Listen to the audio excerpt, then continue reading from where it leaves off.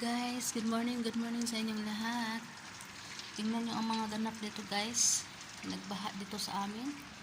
Ito, pumasok yung tubig dito sa loob ng bahay. Ito sa kwarto ng alaga ko. Naubos na yung mga damit na panglagay dito. Wala na. Umapaw na yung tubig guys, oh. Umapaw na yung tubig guys. Yan, dami na naman akong lilinisin nito. Hindi lang dito, nandun pa sa baba. Doon pa rin sa baba, tubig. May tubig pa rin doon sa baba. Yan. Yan ako. Yung ganap. Kaninang umaga, gagabi hanggang umaga.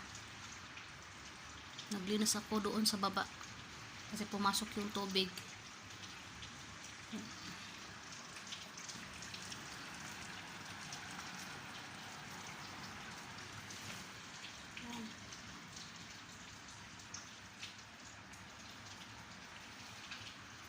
Kakatakot ba?